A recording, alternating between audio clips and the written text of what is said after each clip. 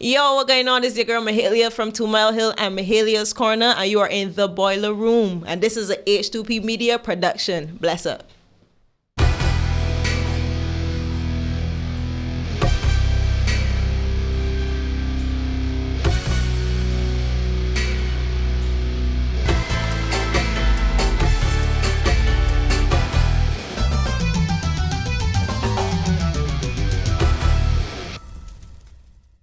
So Adrian, as I tell you, I was in the shop. You know, big as the wage, but Hitler thanks the wage that the person can pass you there. Guaranteed tattoo artist. So it just the person that here tonight bumping into me. She went get a new tattoo? I know she get a tattoo. The doors be shut, so you can't pee by people. Oh, okay. You're so discreet. Yeah, you gotta be. You know do that guy when I speak to you, they wanna get so up and everything no more. That's jail. Yeah. You understand? He's a real gentleman, you know. Yeah, as a gentleman, Rastaman too. But my thing is, I was like, you know how I go a show called the Boiler Room, me, Adrian Green, Neil Howard and Neil, and I will look with the company. You know how people be like, well, okay, go check my schedule and then, but yeah, I can come. I was like, alright, so give me your number. Okay, then no problem, give me your phone, but that's my number there, call me when you're ready. Remember, I sent a message. When I right after I said that, you believe who know no said I walk up in the Boiler Room and I go, and I see Mahalia. Big up here, you know. You in the room, bro? Thanks for coming, show. Finally. Yeah, you know what what guy he call it El Chapo. What guy you know El Chapo? I just say, man. Right after you do saying that only other Barbadian. Two more Barbadians before. Two more Barbadians before you? Who was it? Last year was Nikita. A year before was Alison Hines, right? All right. Sorry, Nikita. My bad. You know what I mean? I kind of get old, brain and function too pretty. So how it feel, man? It actually feel real good. It feel real good. Enough people was asking me all the time if I was nervous. I was real nervous. I was real nervous. To tell you the truth. For one that sing so? Yeah, man. Cause like the way I was seeing it is, I used to be nervous to sing we national anthem, right? Mm-hmm. National anthem is an important thing. Yeah. I know Almighty has got conflicts, you know, here and there, especially out there right now. They're having conflicts about their anthem, right?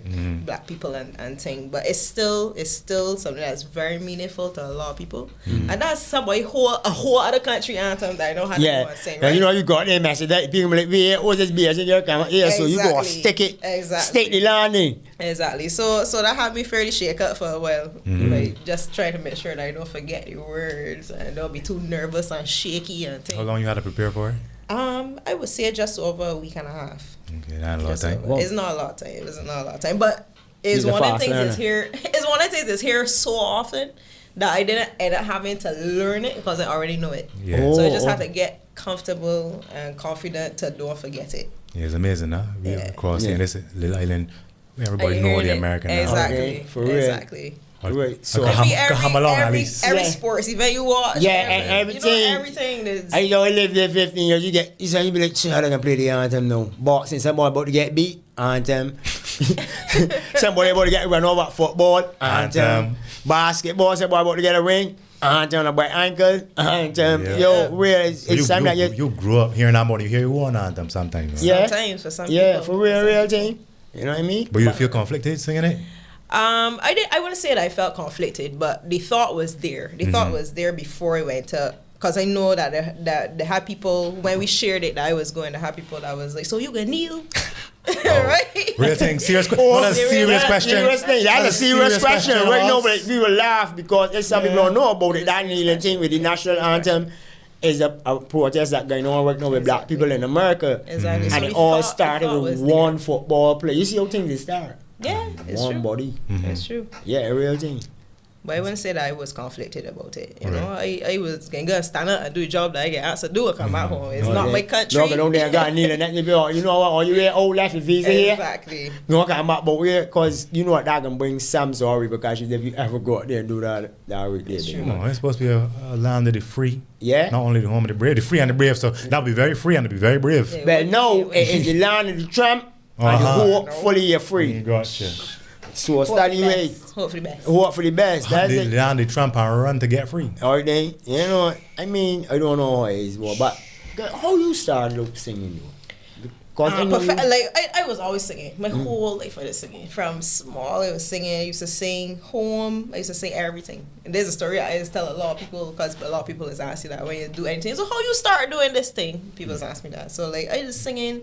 Like it's just like I was Amy. I used to sing everything. I used to sing all the ads for the radio, Ready Fusion, the thing, the beginning song from BBC, but they knew everything. You was everything born I a could singer. sing. Anything I could have sing, I used to sing it. I know you can live at me. You see that here now, right? But she could live at her mother though, because her mother named her Mahalia. Yeah, and that's the fun. That was about she named. They got this thing that To My Hill, do I in To My Hill? For people out there that don't know that, we did just a while back that we called To My Hill Minutes, and it's just like 1 minute of me, like rapping, I guess, singing about anything. And I got one that I had to put that in because my mom would tell me back in the day that when she got pregnant, one, she knew it was a girl already before anything happened. And two, she said she named Mahalia, like from the get-go. So she had to know. So because Mahalia Jackson is one of the famous, she had to know. famous and that's singers who in named after. Black American history. She had to history. know that I had to come out here so I sing down the place. Yeah. So that was just it. And you got Vogues with it. Your mother's a singer? She's not a singer. She loves to sing. She actually sang in the open mic at Mahalia's Corner last season. Yeah. At the last one, I think it was. At the last one. And it bring me to tears because she doesn't sing in public usually. She only told me just recently that she joined the choir at church. Okay. But she sang, like she would sing at home and, but she is not a singer. But she definitely a lover of music. That's so weird. Your mother is not necessarily a singer, but she named you Mahalia, and you turned out to be a total songbird. So I had to have a day in the universe. Can't fight it. I don't try to fight it, but you was trying to fight it? Yeah, man. Like I come up through school, not really. I mean, I would sing like when I had little school things and whatever.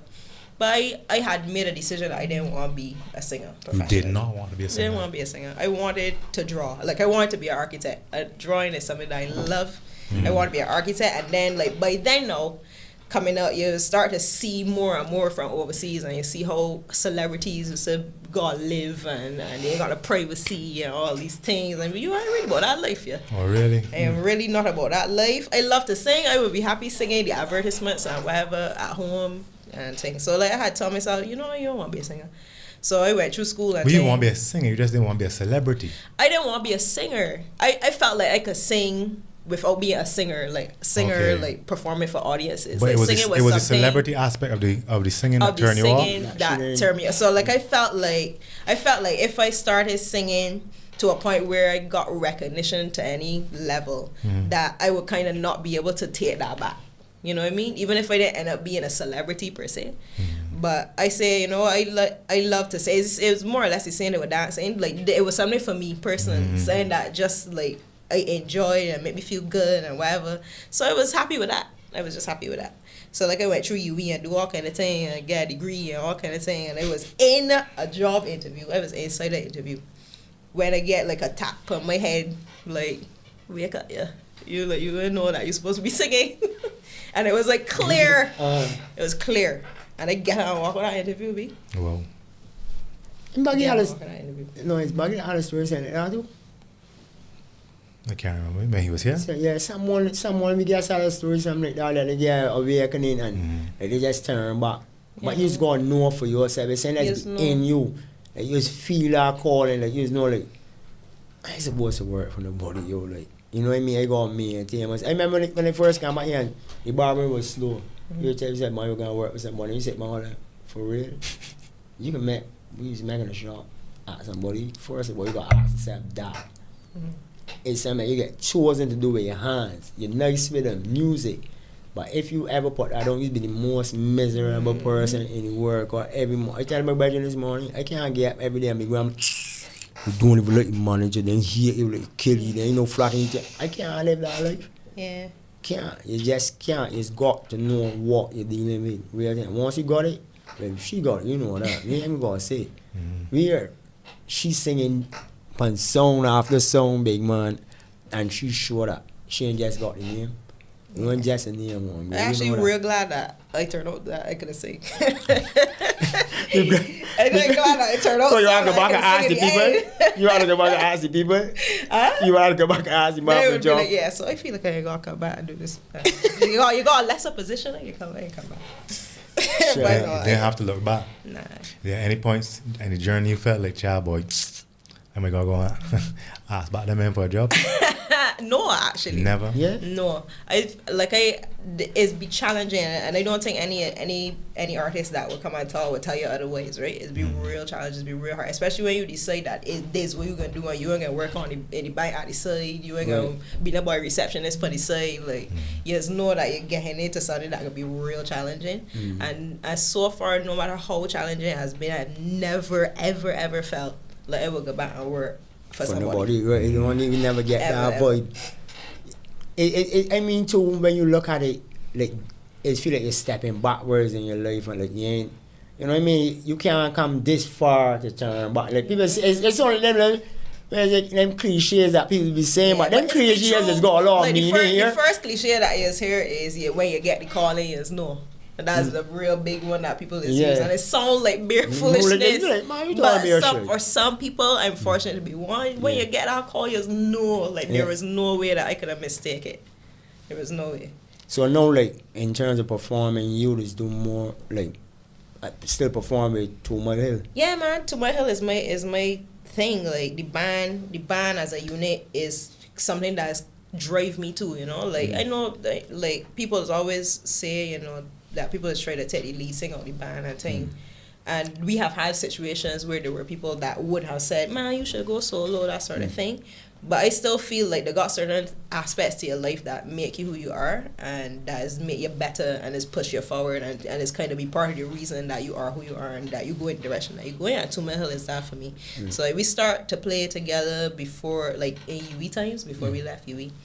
And everything is just work out in a way that I feel like it's supposed to. So that's my team and I feel like they're gonna be with me all the time. You know how Rihanna, Calon, Leandra, and Melissa, and them is my I mean, when you look at it, because I remember we did an interview way back when they first came up, when they had the show on Slam, when you all come up, and they said like longevity is where it's prove it, and you all like never like fit away, no nothing like that. You always. As soon as you all think you're all going somewhere, like, boom, but you're in here, well, they do the other day, and you know what I mean? We'll always be in news and always in people's eyes, so like, even the togetherness, it show you that, you know what I mean? It's a real strong bond that I'm gonna go. Yeah, man, I ain't take it again away neither. And ain't like, we don't follow and curse out one another and thing and be vexed and thing. That's you ain't friends if you don't do that. Exactly. And them things is the things that's bear fruit sometimes too. Like them, sorry, the adversity is faced together, the quarrels he's got with one another is made creativity happen sometimes. It must have been an interesting to be a fly on the wall when you all were discussing making the transition from Nexus to To My Hill. Yeah, it would be interesting for you, especially when we was trying to come up with the name for the new. But that was an easy decision for everybody, or it was like it was not easy decision. But what's funny is we know that it's a decision that we had to make. We knew that it was a choice that we had to make long before we made it. So it was like you was trying to fight up against it. Because, you know, for different reasons, man, everybody know Nexus. We was here together, and then I got all these accolades that we gathered as Nexus, and now we got to start over fresh and all these things. So, like, a long time, just like cycling. But like I said, we already knew that we had to do it because they had a lot of people that we would have said come back across after a while. But like, oh my gosh, we was looking for you guys online and we couldn't remember how to spell the name, and we tried to spell it 5 different ways and we couldn't find one, and that was just happening too often. It just wasn't making sense. That was a major reason? That was a major reason. Whenever real marketing lesson, boy. Well, yes, though, like I know a lot of people in Barbados who we love Nexus. I always got a place in the heart for Nexus, and it's been, man, Nexus was so cool and they had nobody else named, so all of that. But whenever people ask why we changed the name to My Hill, we say spell Nexus. And I would tell anyone out there so too on life, spell Nexus. Anybody that trying to figure out, but you would have done all that, right? But 98% of the people that spell it wrong. I can see what to you're this saying. day, like they must have got all the articles in the newspaper and thing about Nexus. more than 50% of them, I feel, is got Nexus spelling. And how 2 X's I ain't? But that one was always in the newspaper. Nothing was seen in the newspaper. That was so... That way no say he going wrong. I was getting wrong. Yeah, you wrong, but then she only yeah. But you know, but don't say. But I thought I had 2 X's at the end. I thought it was because I had the 3 X's. No. AEX, CYX. And people just spell it wrong. So people can't find it. People can't find me and things. So it was just like, you know what? Let me kill 2 birds with 1 stone here and make this name a lot easier for people to find. Cha. And then also is a chance to like use something out of Barbados.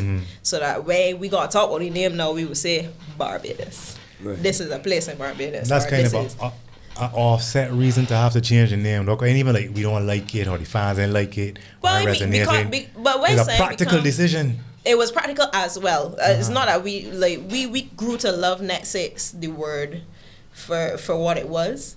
But at the end of the day, when sides just become too frustrating, you just don't like it anymore. Like it's just be a burden. Gotcha. You know what I mean? So even when you type in Google and it will come up the correct way?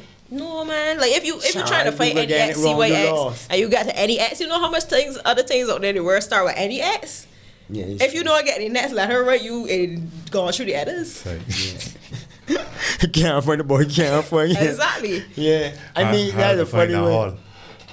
I mean, when you look at it too, like if it was a change the ball, I don't feel like we already build that. People like, people see in the streets and I say, yeah, about the ball room. If it was a change, the cooking pop, you're like, what is that about? They're cooking up in there, no?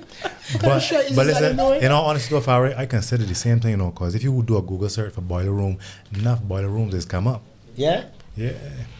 As a marketing issue there, enough boiler rooms has come up. And they're from Barbados. Huh? And then none of them don't be from Barbados.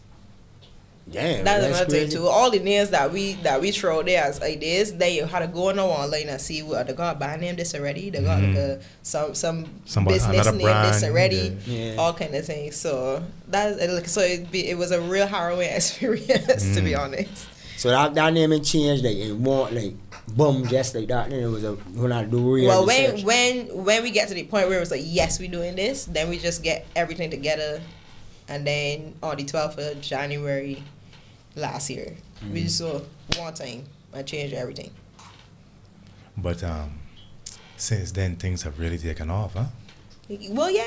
Or it feels like that was a turning point. It was like they had a point in time where like after the name change, where like a lot of people was still like Net 6.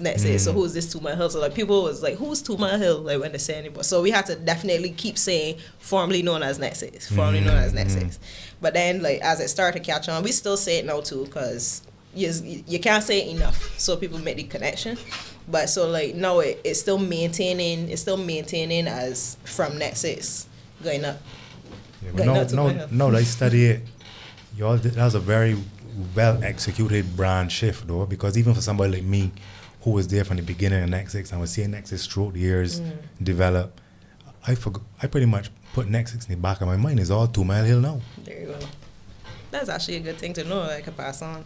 Yeah, for me, it's really rebranding has been complete in my mind. But remember when Net 6, what was the cover? You already do a cover that was real popular. Maroon 5. Yeah, the Maroon 5 cover. Yeah, moves like Jagger. Yeah, that was big. That blew my mind, to be honest, because that's something that we just do because we want to do it. Like we had like the song, and like for people that know Mahalia's Corner, where we play, we just like shift around things and rearrange music. Right. So we just do that I would say for fun, because we like the song. It's a song that we used to play when we perform in the Gap and thing, and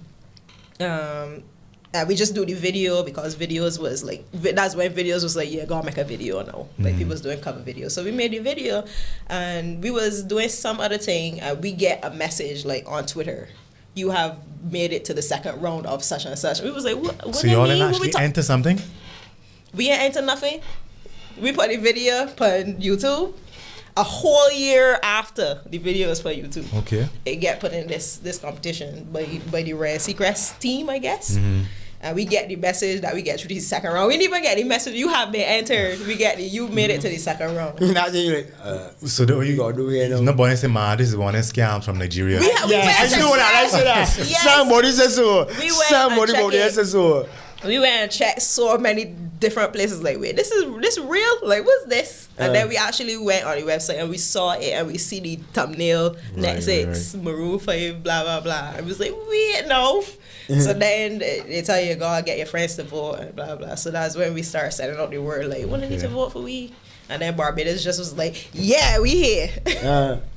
I've done it the whole place. How that feel to have Barbados behind you like that? That has been incredible, especially when you could walk on the road someday and somebody is like, wait, you know Mahalia? Wait, no, who's Mahalia? Who's Net 6? Because there's still got people, I know there's still got people in Barbados that didn't know who Net 6 was. Don't know who 2 Mile Hill is, which is something we do every day to try to get the whole of Barbados to know we. So like when, because then I realized that people that talk about Bajans don't like the owner thing.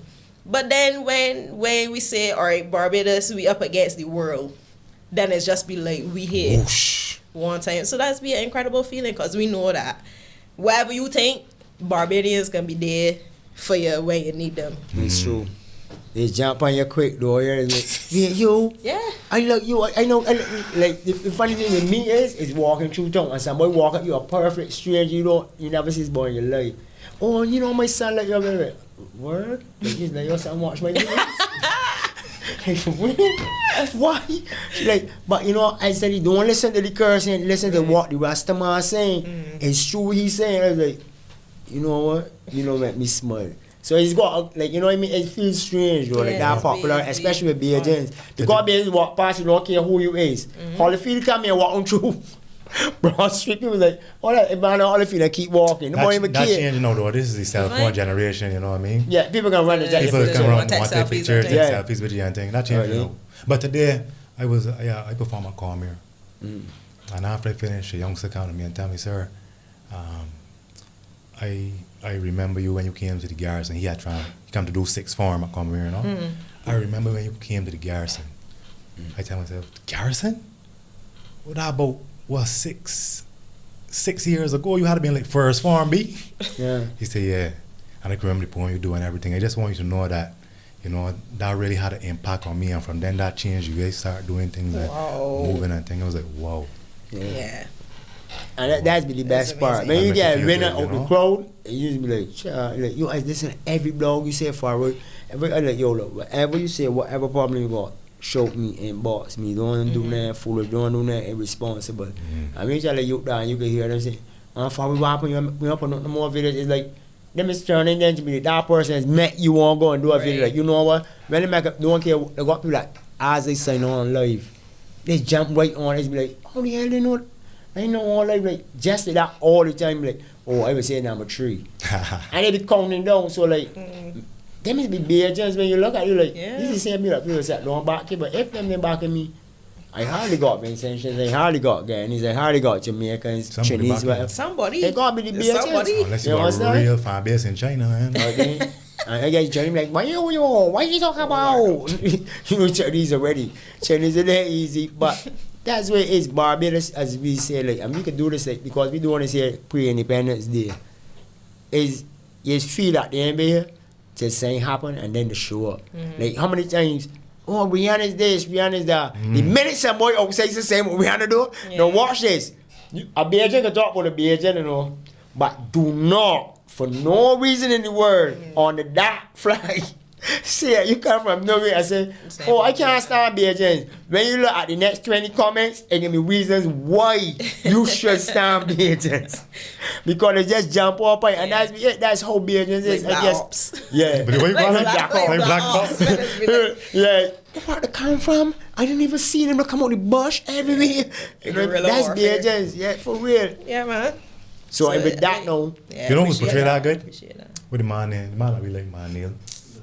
Let's do the impersonation of Caribbean people. Oh, Major Hype. Major Hype. Major Hype is do a good Bajan, you know? Yeah. The man has captured Bajans good for true, though. Yeah. Really because Bajans he got that real Bajan Yankee thing too, you know? Yeah. That old time Bajan. That movie there, when Bajans start, so. Yeah, but I be I tell people like I remember walking in a restaurant, not a restaurant, a Bajan restaurant near Culpepper's. and button on nostril. And he walk in and tell him, yeah, give me a bite and 2 with cheese. And the woman say, you hear me no call for? I hear the woman, I can hear she, but the woman look at she find out reply, you hear me no call for? You must know come on here. So I just laugh, right? She was like, and she look at me and she laugh and say, you want bite and 2 with cheese though? She's like, no, you know, come on here. Like, nah, just get off the plane. You know, you're here. I'm like, nah, I have about 7 years. You know, for you know how many last time I hear about this so and that. And Jack me and say, you don't hear that regular? I know I don't left time, but I just say, come on here with it. So it just stay with me. And that's what be agents like. Be agents like that. We ain't gonna boss it off for long. You see me say something and they say that's be agents feel. You know what I mean? And that's what it's always says. He's gonna get them praise is something. He's gonna get them the truth, real thing. So about Mahalia's Corner, how that come about? The Mahalia's Corner, Andre, who's played the keyboards and is the musical director, he actually encouraged me to do it because, as Adrian would know, some other people would know, that I also write poetry. Like not a whole lot, and I don't share it a whole lot, but every once in a while I share it. Once in a while, it's right saying. So like Andre was like, well, people don't know this about you. Let me see if we could do something where people could get to know that side of you. You know, like not the whole big band, bram thing. Maybe it was just me and him on the keyboard. I just was saying, play piano, and that was it. I would read like some poetry and thing, and then we was like, God open mic, cause I used to go to Bejuice Poet Slam when I used to have that. They had signing voices. They had Lamo Juice. They had like a lot of like poetry stuff. Right. Before DJ and Adrian started their thing as well. Right. And I used to go and do the open mic at them things. Right. And so I used to go and used to read a little bit of poetry, and then that's where I actually start singing like in front of people. What? That's where I start singing in front of people. Like At open mics. At open mics. Yeah, I remember Bear Jukes, man. Yeah, man. They used to be in the Olympus at one point. Yeah, long time ago. It's a long time ago. And I just used to go and sing a cappella and try to get comfortable in front of the crowd and thing, you know, forget some words. I think sometimes the crowd used to cheer you on, and I mean, it just made you feel comfortable and confident, and that's where I built up a lot of my confidence from doing open mic. So it was like, we got open mic.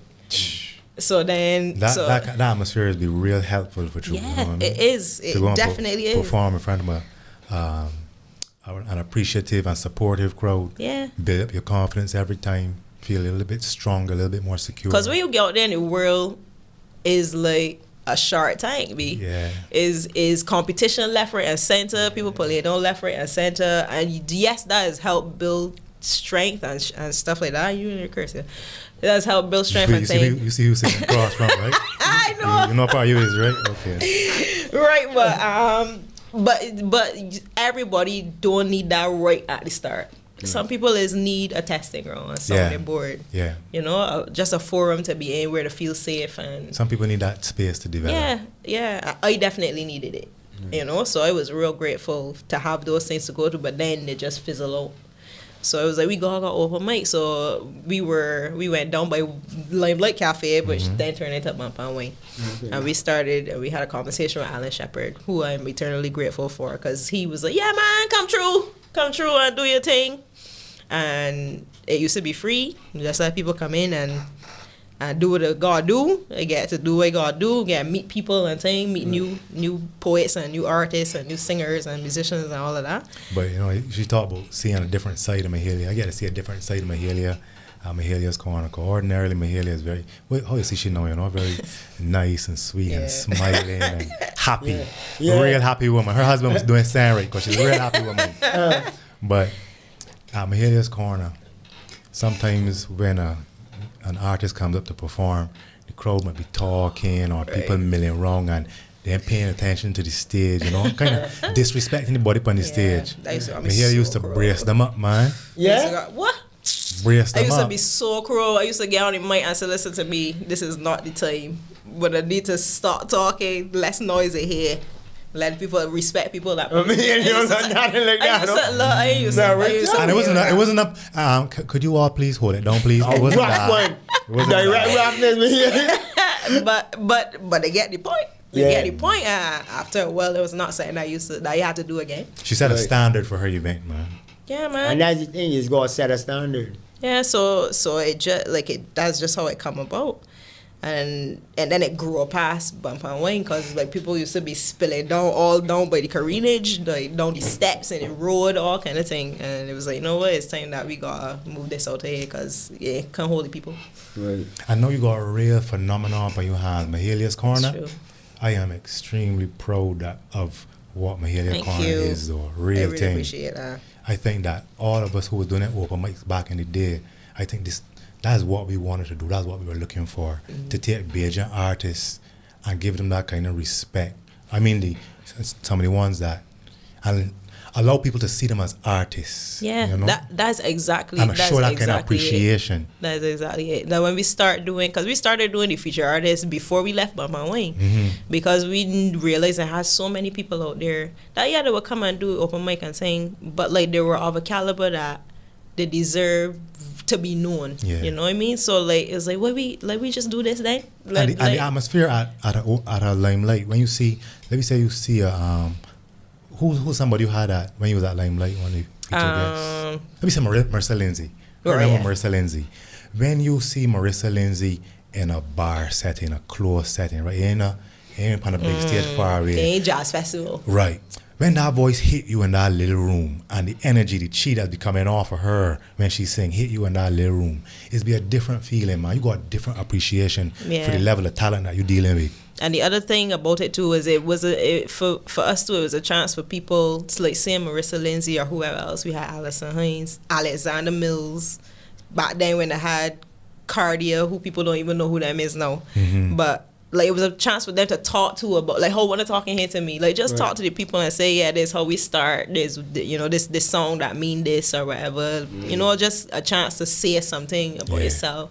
Yeah, let people get to know you. And these are people artists from genres that don't get a lot of chances to show off. You know? Exactly. We had everybody: soca, reggae, rap, R&B, alternative rock, everybody, poetry. We even had a night where we tell all the things off the stage and people could have come and dance. Well, that's great. I never went it, so after hearing about it, no, you really gotta check it out. Yeah, man. It's at Lloyd Erskine First Center, but it's usually be in September, October for 5 weeks. I really like about Mahalia's Corner, right? In the series that you got to know who you had. Lil Rick first. Yeah, had Lil Rick, Biggie Irie, Marsville, Nikita, and then for the finale, the first regional artist we had was Patrice Roberts. That's the first regional artist ever. Getting big, huh? Yeah, man. Getting bigger and bigger all the time. But I didn't even know what to say because it just doing its own thing now. Like we just kind of here along for the ride. It just doing its own thing. I had messaged you a little while back because you have the Spotlight artist. Spotlight right? artist, yeah. I was so vexed I missed that one. Got a youngster from the Haynesville Youth Group. Zachary Bostic. Zach from the Haynesville Youth Group.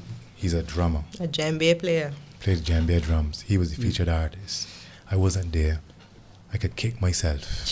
But from what people tell me, the kind of vibe that this man bring down with the drum in the Lloyd Erskine Santa Fe Center. If you ever see Zach is one of them men, God bless. When he done drumming, he be dripping with sweat. Yeah. While he drumming, you see the veins popping in his neck. He's drumming his whole spirit. Yeah, is it true? Like even in rehearsal, man. In rehearsal, it just feel like you see, it just feel the spirit. You just feel the spirit. You can't ignore it. People wasn't ready though. People wasn't ready. I know. I was so glad that Bajans who normally would not get to see an Israel level drummer get to experience that. He got standing ovation. Like he had them people in a trance. Boy, it was so sweet. It was so sweet and vibey. And so good. Then you had Marsville the other day, and I heard about this too again.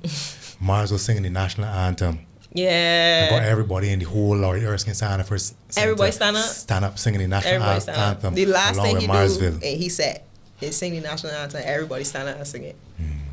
This young take off like a rocket, you know. Yeah, man. Yeah. And it was really good to have him on the corner too, especially because he has been an artist for years, and people didn't know what. Yes, sir. He has been banging. Put enough work. Put in work like that. Used to be Electric. I think the band named Electric, and it had Randy Eastman trumpeter, and he used to be singing "Sweet, Sweet, Sweet" for a Omar- long time. Omar Omar McQuilkin. McQuilkin. He actually let people know too in the crowd, and he sang the song that was big that he had back then, which was "My Boo, My Boo, My Boo." He looking at me like I don't know what this song is, right? But anyhow, but yeah. But that's Yeah, the man. thing, you know, like it'd be great to see Bajans finally, like, you know, because there's like the stories that you hear about some of these artists, is stories people look at celebrity, they don't look at that, you know. It's the stories of what make them get to a part of them is that's supposed to be told by people, and people don't understand that. When you hear like some of these youngsters be going through things like, yo, man, I ever feel like going there for a good here on the block. But then you hear Malcolm and say, like, well, it was on the block and look up this man reach, you know what I mean?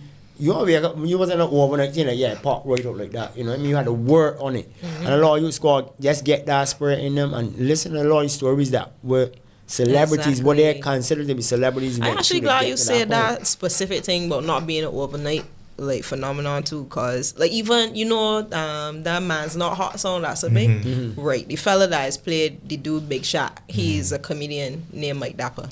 Right. And in an interview he had to say that same thing, like they got a lot of people out there in the world that feel that he just pop up overnight and just get big so from that one song and get like this big viral thing and now he's a big star. He was working for years and years and years and years, long time putting in work. And that's the thing, people always say all they do is take that one shot. Somebody, yeah, you see this?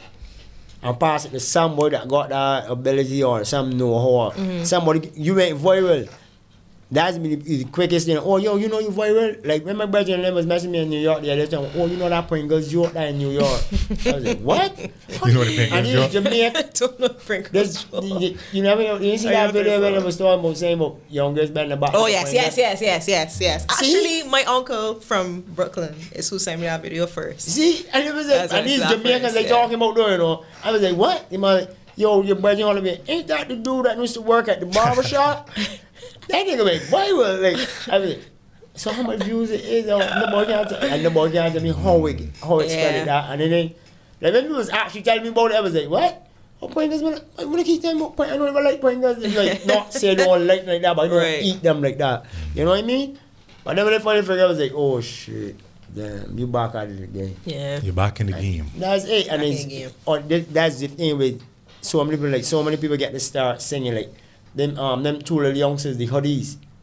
They was rapping in the car or something. There's a little boy that I think he's 11. There's a new group. And brother, yeah, these two little boys. These little boys. Nobody's. Oh yeah, I see them. Yeah, the hoodies. So. Yeah, they end up on Ellen. And you know, you end up on Ellen or Oprah. Gone clear. Shit just went clear. Real thing. You should end up being on where you said when you hear that name. Well, they say when you end up in the boiler room, you know that you're gone clear. Yeah. You know that. Yeah. You know what coming out. You know what Real coming out. So I mean, like, so how, like, or seeing as it grow, how many years this now for many years going on? But we started in 2009 actually, so almost 20 years now. Damn. Yeah. Yeah, it was. So almost 10 years. Yeah. That's a old one. And that's the thing they show you that don't give up on it. Just like Richard Stokely, you know who he was talking last week. You don't ever give up this week. Every day and tell yourself, you know what? I got a reason to do this. Yeah, man. There's something that a passion that you share, you know what I mean? And you want the world to see it. So And people just ask me like, oh, when you started, you see it turning into this thing. I didn't think about that. I wasn't thinking about that. You know that that'd be the biggest success, when you don't think about it. Yeah, man. The I reason never for doing expected it. the blogger, like, I was just making a video to apologize about me. That's all I was doing. And then Bobby, she big mouth and tell me, oh, so we ain't gonna do another video to do it. Let's talk about it. Just like be yourself. It's so natural though. Like, that's all it can be. Natural. You know what I mean? Like most people see me like first of all, I don't cuss like it's curse on a video. But the curse on a video is for a reason. Right. So don't expect me before you make you can hear so and so come, we smoke so and so come. When I hear people doing that shit, it's bothering me. It's like move. That's curse enough for myself. I don't need you doing my ear with that shit. Right. But that's what, and I never expected it to be like boom. Right. Exactly. You know what I mean? It just happened. Just do it because like it had that meaning to me. It had that purpose. Yeah. And it just grow into the festival that it is, because we just call it a festival because that's what it is now. It's a movement. Like it just And something else happen because once it's around that once the wrong time for it at the beginning, it's get a lot of eyes with it. Mahalia, it be all on. People is be asking by the time it done. People is be want to know when the next one is. You know the kind of feeling I got now is the kind of feeling I got when Dale Clark was here from Road Tennis. You know what I mean? You know, Dale Clark is the president of the Professional Road Tennis Association, and I don't know if you can see the analogy, but I see road tennis and I see Mahalia's corner. I feel as though I am like at a point in time where I can witness the birth of some kind of history, you know? You can imagine if you was there when basketball started or when they first start playing cricket, you know what I mean? And you could look back and say, wow, I was there when this was small. And look where it come to now. Yeah. I mean, that's the way I feel, you know? And that the kind of impact it can have for the country, that road tennis can have for the country, or Mahalia's corner can have for the country. That is big deals, man. I agree. It feels good to be thought of in that light as well, especially because that's that's kind of a secondary thought, like the impact it can have for Barbados. Right. Is secondary. It's important, but it's still secondary. You know, to get into have any platform. That for you to think about. Exactly. That's for the people looking on, the historians and it's true. You know what I mean, true. the writers and people say, wow, look at what they're doing. You just do what you're doing.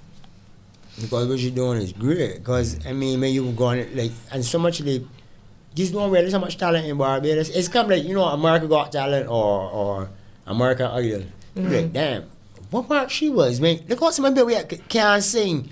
This person here that no win, like when you look at Kelly Clarkson, or was it the black girl name? Jennifer Hudson. Jennifer Hudson and all them. He was like, damn, like what part them was what other people was getting records, like, can't even get it. You know what I mean? And that's how life is. It's just gonna keep climbing the ladder. But you don't know. You can be a history page at Barbados for a long time. You know that. That would be nice. That would be a nice legacy to have for you. Was we would say is your biggest moment as a performer? My biggest moment. When I say biggest, not necessarily most people but biggest for Mahalia, the one that meant the most to Mahalia. That's a hard one, to be honest. The journey of my performing over the years has been so it's been so I don't even know what to call it. Like, it's just been the journey itself. The fact that I could, I guess, look back and say, I perform at Barbados Jazz Festival, they ain't got none more. I just sang the national anthem in Brooklyn Nets Arena.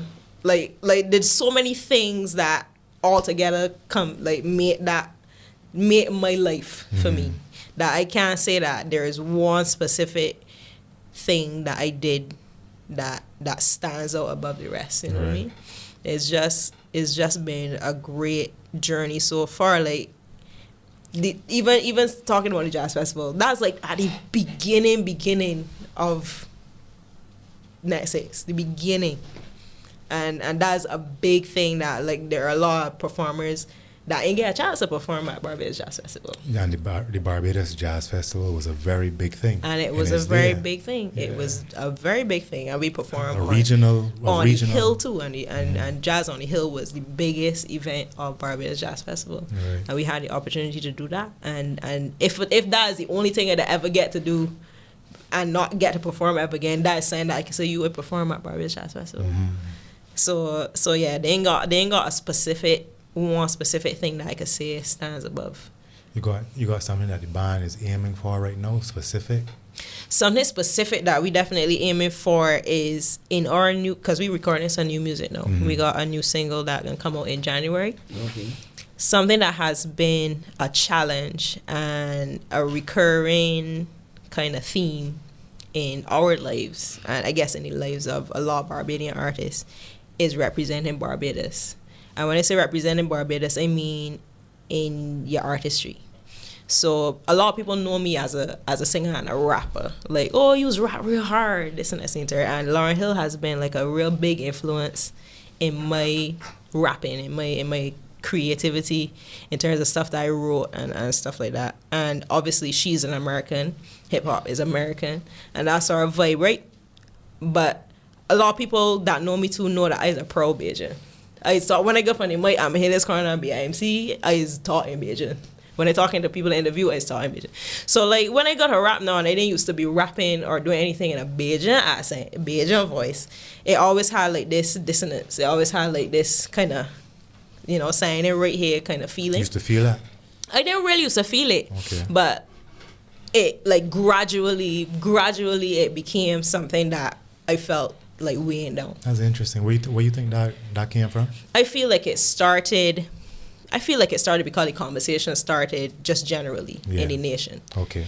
And so like it brought it to my attention.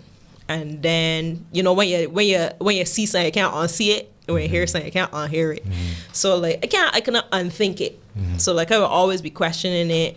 And then I would have rationalizations, you know, for why we're not rapping a Bajan accent, all these things. But it get to the point where the decision, again, had become very clear. So... You're not keeping your head looking that interview? like in the interview was like, yeah, it's time. So the music that we are making now is a lot more representative of my Bajan voice. Oh my God, I can't wait to hear it. And like I was telling you about the 2 Mile Hill Minute, things that the band did is actually on Instagram and SoundCloud now. Anybody could check and see it. Is that kind of vibe. It's just Bajan. You're gonna be kidding. I don't want to get too excited. I do. I expect you can understand this, Mahalia. I a little excited though. So like even I a little turned on. Yeah, No disrespect, you know what I mean? But but you know she can bring that shit hard. What? Even preparing for Mahalia's Corner, like we do some little promo videos and things. That have one that I did in Wayne World. That gets shared real enough. It was actually a real surprise. It was just to promo the beginning of the season this year. And it was the same kind of thing, 1 minute. And I was talking about the season and the artists and thing. And it was just me and Russell, and it was just in Bajan. Oh my gosh. And people love off the thing. I feel so good and you so proud. don't know how I would feel about that. You don't know already how I would feel about that. So you should check it. Anybody out there can check it. Go on the 2 Mile Hill Instagram or SoundCloud. And you can see the 2 Mile Hill minutes. You can see on Mahalia's Corner Facebook or Instagram. You can see the promo for the Mahalia's Corner season. But you know, the very important point about this for me though is that we would have had conversations about this before, you know, in the past. But what's most important is that you ain't do it because somebody else says it's the right thing to do, or because you feel like pressure, so you gotta do it. You get that knock on your head, man, it was time for you to make that decision, to make that step. Yeah, and I think too that is very important in general in anything, because like people can be telling you, oh, you should be doing this and you should be doing that, all that. And if you change what you're doing to what them say you should be doing just because them say you should be doing it, you ain't never gotten a harmony. If you do the right thing for the wrong reason, you ain't gotten a harmony, you ain't gotten a clarity. You can just be all over the place, and it's important to do things for yourself. You seem like one of them hard-headed people that you don't got a problem doing what you want to do though. To a point. At the same time. You might have problems with you when you were young. No, that's the thing. Like at the same time, I have been objective enough to really think about the things that people tell me. Right. So when somebody say, "Man, you should be doing this," or "You shouldn't be doing that," or whatever, I just be like, "You think you waste all the time you down there?" In my head, and at the same time, be like, "But all right." Maybe let me think about this from that perspective and see, and really see if it makes more sense than what you're doing. Right, and that you just gotta really think about it hard. People like, you think you should be cursing, man? That's that same shit, man. And my head, you know, ever see that? He's got the cartoon with the devil here, the angel. Yeah. I know the angel be like, I know the devil be like, oh, you know you got cuss, right? You know. Yeah, I'm like, you ain't gonna do that. Like, shut the fuck up. But yeah, man, like I ain't gonna pretend that. Girl, but then you just go sit down and be like, throw me like get off my shoulder and let me just think. Give me a minute. Give me a minute. And then you want to get back home. I told him it bothered me too much, but mostly tell you never listen. That's far right. I mean that she do, but that's me. I like you talk about hard headed. I remember somebody said me, you know that like. If you want to do so and so, you could go. You got to do it. Like, yo, but why do I have to do that? That's just the question that is asked all the time. Why you just can't be me? Yeah. Why we gonna flip the whole thing? It's good how it is now. Oh, it can be better. But okay, there's me. I just always look at it like this. As a Bajan, I can't talk about St. Vincent. I mean, they might have their problems and everything. You know what I mean? I will speak about certain things that happen there or whatever, if they cross my mind. But my main focus is Barbados. This is where I live.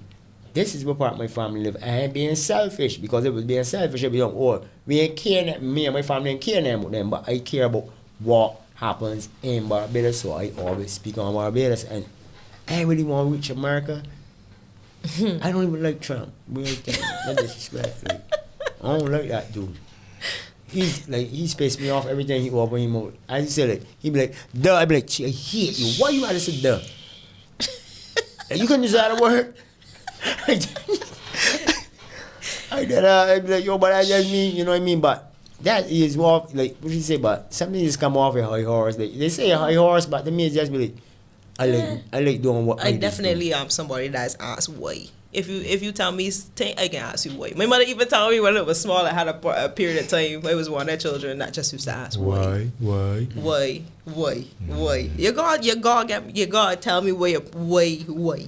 You gotta get your point across to me. You can't just tell me that's form and then be like, oh, I see. How you know that is form? You know, some people don't like that, you know. That's their business. They don't know what you asking me why. What you asking me why? Like, she's direct. I mean, like, she's got this direct look. Like, totally. If you ask her, she can tell you direct, like, no.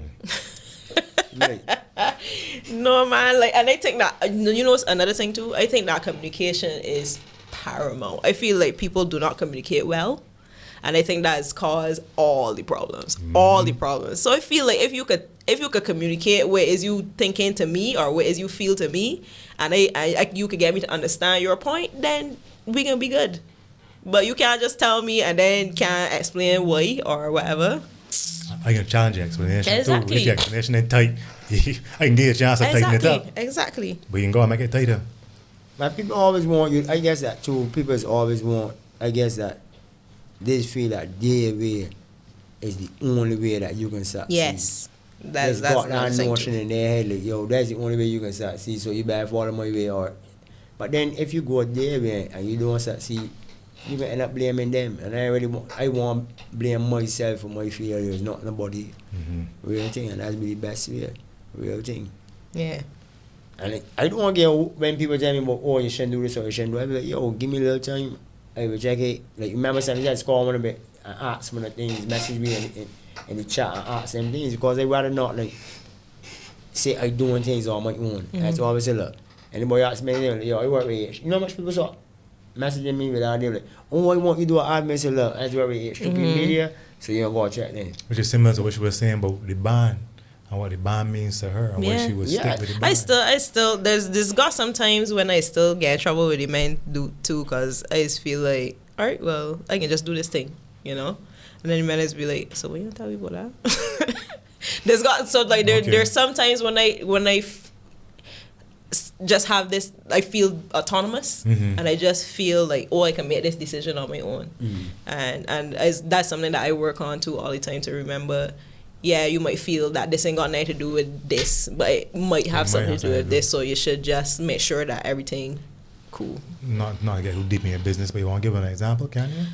Or I say this for instance. When Farai, like he said, when he asked me, I was like, yeah, man, I coming, right? But then I had to be like, oh, you know what? I gotta let the men know that I get my Farai show. Farai and Green. Farai agree. But you know, right. that's deep, you know. That's deep, you know. Because, yeah, you are an artist 24/7. Exactly. You know what I mean? And that band is your family 24/7. So everything that Mahalia do reflects on 2 Mile Hill. Yeah, that's a lot of pressure too. So it's interesting because at the beginning you had said that when you looked at what the entertainers used to have to deal with in their life, you was like, nah, boy, not me and that. Yeah. And look at that. Exactly. You can't run from your destiny, no? That's what it is. It is what it is. It is what it is. But the thing about it, when you look at 2 Mile Hill, who was the first member that said, like, your Levy form a group? From the beginning? All right, so when we were at UE, Russell, Chris, Andrea, and myself, we was at UE. And then our friend, Andrea Ford, he was teaching music at the time at St. James Secondary. So we would have known him, and I would have known him from the same open mics that I used to go to, Andre Ford. So that's like Andre Clark now, keyboards. He came and asked me, he was like, here, you could sing. Sing something for me. It was something like that. So it was like they had this thing and he didn't want like just form a group and jam. He was like, here, that you could sing. So he was already my friend. So it wasn't like this random body come out. I didn't know nothing about friend Adam come and ask me to sing in the Millie Pasha at UE. So then I sang a little piece of Alicia Keys song or something. And he was like, all right, well, me and Chris and such and such, we come together to jam or whatever. And then they had a poetry reading in the UE Guild. She was like, so we want to play at this thing. So we just get together and we went rehearse that. I think we rehearsed at Ringby City. I think it's either Ringby City or Charnet, which is Charles D. Lewis and Nicholas Branca. Right. Ringby City boy. Yeah. So we were just rehearsing there and perform at this poetry reading at UE. After that, we just used to get back together and go down in Ringby City. And then Miguel White was also a friend outside of school. But he was already in the performing arena because he was performing, like he had performed with Crossfire for a little bit and thing. Okay. So like he came in and he was the person with the know-how because he was in the industry already. Yeah. Mm-hmm. So from there now, they had another friend of ours that went to Harrison College with Chris and Andre. So it would have been me, Chris, Andre Ford, Miguel, and this fella named Brad Linton. So that was the band at first, and we the name. We the name Infrared. We get a little gig playing at the first gig we ever played was at Weisers on the Bay because Andrew Daniel, who was managed Weisers, he decided that he think that we had potential. He was gonna manage us, so he was like, all right, well, we got put on a show, let people know that when it's a band now. So we perform at Weisers and then at Harrison College, and from there it just people hear the word and people knew Andrew or knew Miguel or whatever. So we end up playing a gig in Shipping when I had the small room. You remember Shipping had the big outside part and then the small room that had a bar on the inside and thing and a little stage. So we actual debut gig in the small room at Shipping. So we was Infrared for a while before things happened. Things happened. People left the band. And then things has always happened, man. Things has always happened. That's the truth. That's life. Things has always happened. But then that separate the sheep from the goats, right? Okay. Because the things that happened, a lesser band would have just done. Oh, really? A lesser band would have done playing. That would be the end of that. Yeah. So then a few people stayed together, and that's when we did a few auditions to get Rochelle in the band. So then it was me and Rochelle up front. Yeah, I remember when you and Rochelle. Right, and that's when we changed the name to Nexus. So yeah, so then again, you do things and things happen, and Rochelle now is off doing Classic Silhouettes duo with Brad Griffith. Yeah. So the two of them is like it was in Dubai and Bora Bora and Djibouti and just like gunning, and they're actually real proud of her. And yeah, so then it was just me, and we was like, you know what, we ain't looking for nobody else. We just let this be it, cause throughout all the things that happened, them people, Russell, Chris, Andre, Mahalia, and Andre Ford at the time was the people that stick together. And then Andre Ford decided that his first love is steel pan. Yeah. So he decided that he wanted to play steel pan. So like I told you guys, he was teaching music at St. James Secondary, and he used to teach Chad at St. James. Whoa. So that's how Chad got in the mix. So then from there, after Chad come in the band, the rest is history. Chad got a lucky fella. You know? You're gig with a band. Damn, Chad. Actually, Chad used to play with Strategy for a bit after he left school. Before Andre Ford left. In 15 years, they left a real bands pop up out here, though. Yeah, man. But I'm gonna call Strategy. How was Strategy?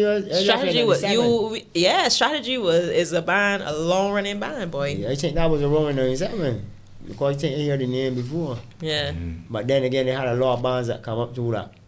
Come and go on, you know what I mean? Real thing, because it's a tough industry, man. That's why actually how it began, because you can see, as she was saying before, is that she got ask them, so they grew up together. Yeah. You see where it come from. Yeah. You just showed where it come from. That's why we had to ask you that. Yeah, the experience and how, right, and the time together, so it take that much to build what they got, so you can see. It does not happen overnight. It does not. It don't happen. People feel that, you know. People feel like, yeah, boy, I can get some, I can buy a Benz. I want Bentley. I ain't got 5 rock with diamond collars. I ain't got chains for every day. My wrist gonna be froze. I know, yeah. You're gonna be freezing an ice box on me. If you don't watch yourself. Yeah, man. Is a long, hard road. It's a long, hard road. And that's why one of the reasons I look at like Rihanna, you know what I mean, and I be in awe. Because I know how hard she gotta be working. Just yesterday, I think I read an article that says she is get less than 5 hours sleep every night. She got to be working hard. Yeah. Everywhere you go, say, was that your picture? Yeah. That shit is crazy. Like, I be like walking up, like strangers walking up to me at Barbados. Everywhere she goes, strangers walk up to she, big man. She actually got somebody to stop people. Yeah. From approaching, she be like, damn, that shit. That don't happen to you. That's a different life, boy. That's a crazy life that you really like. That's, you know what I mean?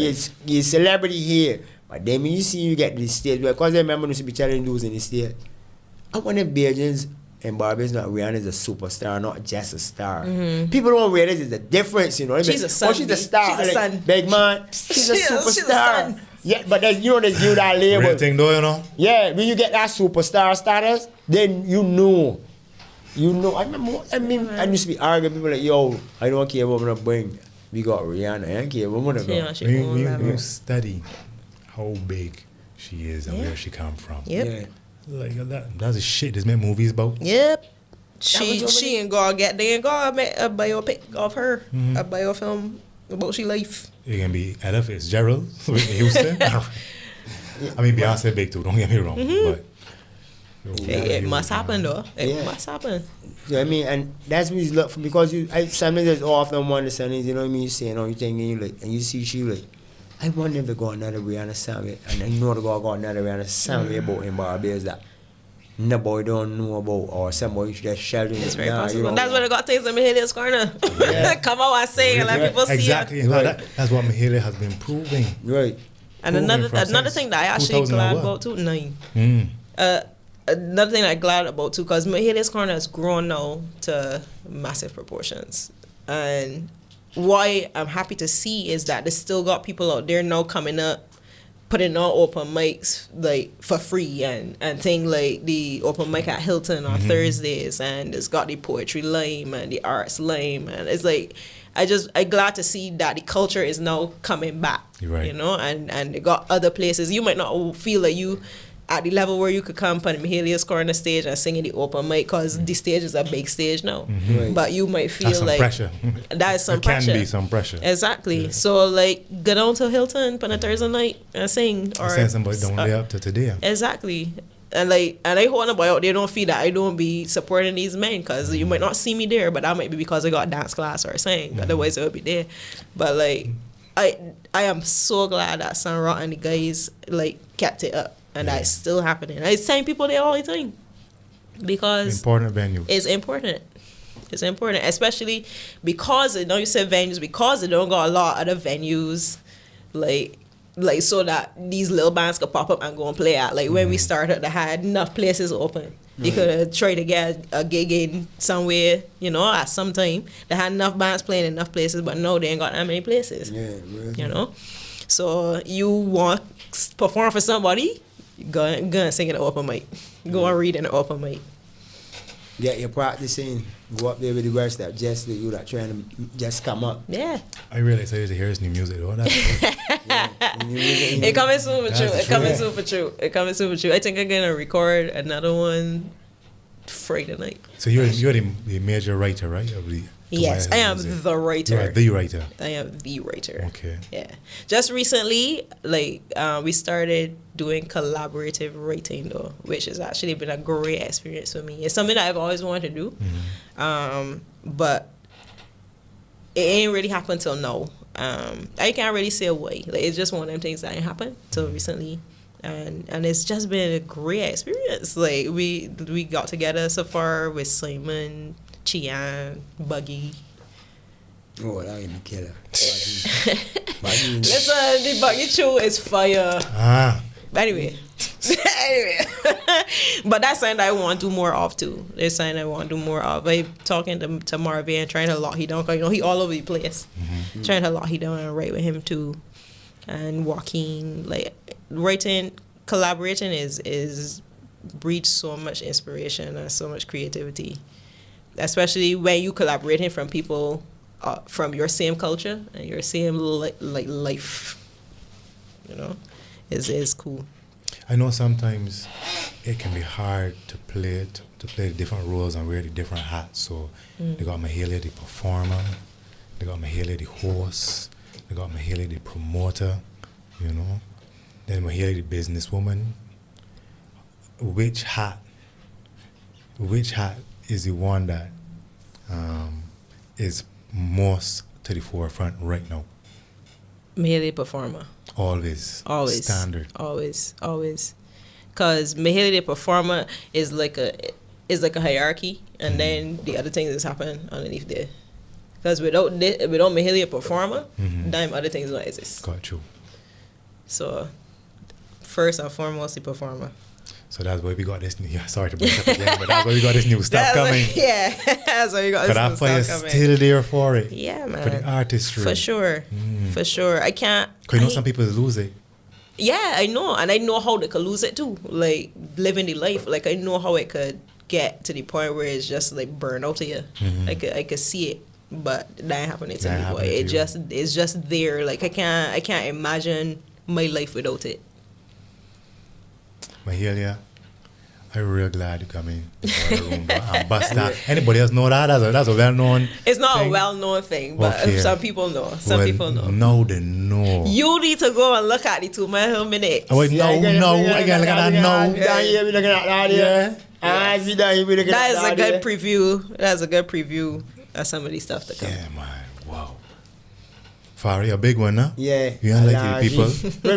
No, you know what's a big one? Allergy. Allergy. Allergy.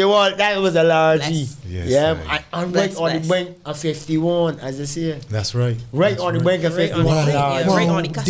Study it, big man. God bless. Right on the brink of... You was that? Right on the brink of 51. We on the eve on the last 51st episode of the Boiler Room for the year. We came out though. You know what I mean? Don't make me wait the dance. No. We came for. We just started in December break. You start with Neil. You know what I mean? We start with one another. We in a 2 Mile Hill level of bonding yet, you know, but we aiming for that. We got that direction. She give me new guidelines on how to get there. So we can work with it, you understand? Yeah, but yeah, man, Mahalia, you know that from the time I come back here, you say always vibe. Yeah. When you heard wait, she on my face, but Nexus is following me. Yeah.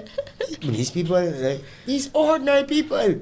You know what I mean? And because you adapt that to your life now, you still the same boy me. When they first have a show, when they call you, and you still that same person.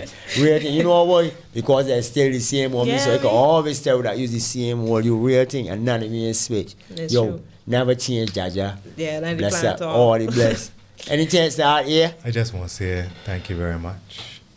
It's been a pleasure seeing the rise of Next 6 and 2 Mile Hill. And it's my honor to have been there for that history that you are in the process of continually making. Yeah, keep up the good work. Thank you so much for you. All the respect. I really appreciate it, and I know the guys really appreciate it too. Cause that's like, as you remember when we talk, remember talking to you the first time. We remember when Adrian had long locks and things when we first meet he. So it's good that we still in the same, in the same pool. We never jump on to my head. What I saying in my best, that was spring school. No, 2 Mile Hill really turned me something great. When you say 2 Mile Hill in Barbados, a lot of people are not going to be thinking about the location. Well, that's the plan. You know, funny thing is, you know, people be like, let's go to 2 Mile Hill. Maybe we'll see 2 Mile Hill. Palmer the comedian. The boiler room. Yeah, man, real thing. It's been an honor, man. Bless the boiler room every time. Every time. Thanks, man. Thanks for coming through. Jelly man, shout them, man. Yeah, man. Yeah, man, real thing. Adrian? Listen, people, this is the end. We taking a break, not for Christmas. We taking a break for December. We don't celebrate Christmas, right? We don't deal with that. We don't deal with that, right? But if Santa come to my place, sure. And invited. I take dogs, Lego, even the puppies want PC. The cat got a rough cat down there too. So I want you, don't lamp on the house. And plus the house can't hold. How much reindeers you got? Okay? How the hell a fat man get pulled in the air by reindeer? I never see a reindeer fly. Magic. What magic? Well, maybe you know And you were Palmer on the chimney, so he come through window. Right. That is breaking in anywhere in the world. Imagine I see maybe I can. What's that? You know that? I come to give the presents, but you left the milk and cookies. I don't want to eat milk, don't want to drink milk. But you tell the sign, big man, what party sword is, man? Santa has been chopped. Oh, Lord. Chopper. Oh, yeah. I'm bad. Done talk. See you next year.